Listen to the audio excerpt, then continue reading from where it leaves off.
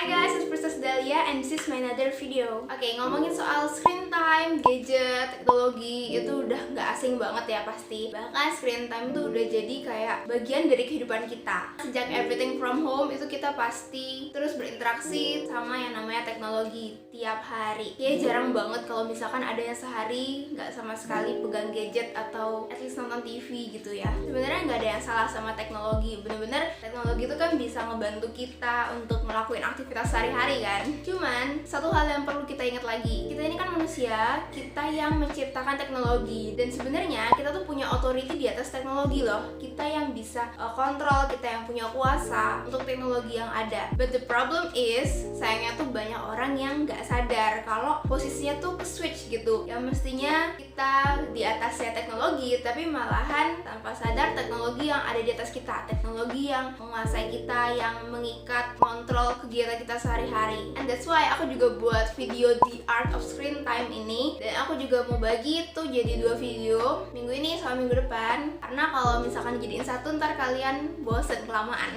So hari ini aku bakal sharing tentang hal-hal yang perlu kalian waspadai. Itu bisa jadi warning apakah kita ini salah posisi atau enggak sih dengan teknologi. Terus minggu depan baru deh tentang tips gimana cara ngurangin screen time dan sejenisnya gitu ya. So let's go. Jadi seperti yang aku bilang tadi, kita tuh nggak boleh sampai dikontrol sama yang namanya teknologi, entah itu sosmed, game, atau sejenisnya lah. Hari ini aku bakal jabarin beberapa hal yang bisa jadi ciri-ciri untuk kita lebih aware apakah kita ini jadi orang yang tergantung sama teknologi atau enggak. Ini bisa jadi bahan evaluasi masing-masing, dan aku udah rangkum kata-katanya biar lebih gampang diinget, gitu edik. Yang pertama, antisosial. Pernah nggak sih kalian tuh di rumah terus ditegur sama mama atau papa, udahan HP-nya, ayo kok main HP terus, atau mungkin kok ngegame terus, kok nonton mulu gitu. Nah ini udah jadi warning pertama nih. Kalau orang udah bergantung sama HP-nya, itu bakal ngurangin interaksinya dia sama orang-orang sekitar. Padahal kita nih diciptain Tuhan untuk saling connect satu sama lain. Kita tuh nggak ada yang bisa hidup sendiri kan. Terus kalian pernah nggak dengar kalimat ini? Teknologi ngedeketin yang jauh, tapi teknologi juga ngejauhin yang dekat. Dan kalau dipikir-pikir bener juga ya. Misalkan lagi kumpul keluarga, terus deketan nih sebelahan, tapi kok pada main gadget semua, kan nggak enak aja gitu. Nah kita perlu hati-hati sama hal ini, karena kita nggak boleh ngilangin kebiasaan kita untuk socialize sama orang-orang, karena bersosialisasi itu ada benefitnya banget di masa depan. Kalau misalkan hari-hari ini orang tuh pada sibuk sama screen time-nya, sama gadgetnya, tapi misalnya kalian bisa jadi orang yang mau belajar untuk socialize, kalian tuh bisa jadi orang yang excellent nanti gitu. So what should we do? Nanti aku bakal jelasin di video selanjutnya, jadi tunggu aja ya.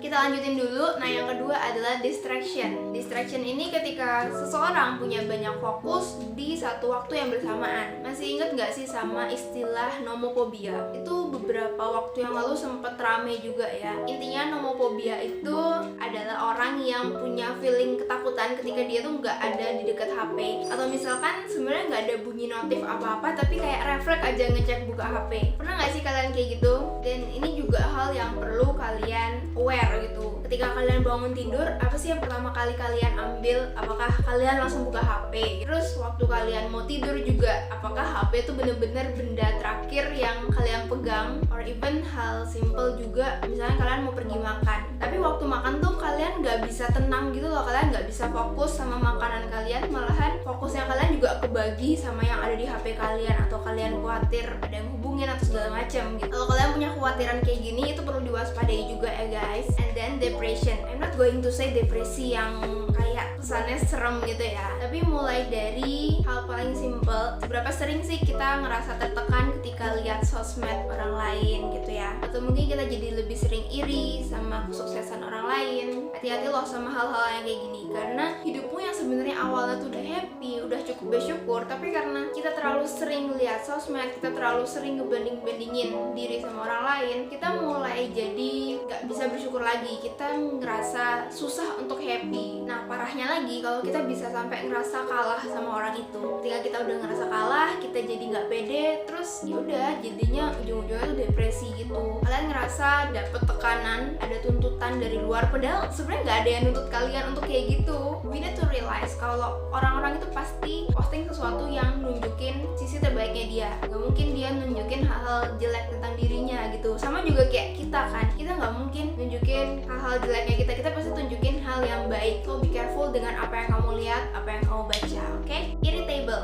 Seberapa sering kalian ngerasa terganggu ketika kalian lagi main HP terus kalian disuruh ngelakuin hal lain? Contoh simpelnya, misalnya kalian lagi main game atau lagi nonton terus tiba-tiba dipanggil sama temen, ayo makan, atau sama orang rumah lah gitu ya, kan ini kita di rumah aja, sama orang tua dibilang ayo makan atau bantuin mama dulu ya bentar gitu. Mungkin kita ngomongnya bilang iya tunggu sebentar, tapi dalam hati kan kita tahu hati kita sendiri ya. Kalau misalkan hati kita responnya tuh kayak, duh kenapa sih, kenapa harus sekarang coba aku main game nih, aduh kenapa coba sekarang, baru nih adegannya mau yang serius banget. Nah hati-hati juga sama hal kayak gitu. Ketika kita udah mulai sensitif waktu lagi screen time terus kegiatan kita dipotong, apakah responnya kita itu masih easy going aja atau respon kita udah mulai kayak terbebani, kayak terganggu banget gitu. Itu sebenarnya udah jadi hal yang kurang baik sih ya. And then confused. Pernah nggak kalian ngerasa linglung terus sering capek, kayak energinya tuh kebuang aja gitu, padahal kalian nggak ngelakuin aktivitas yang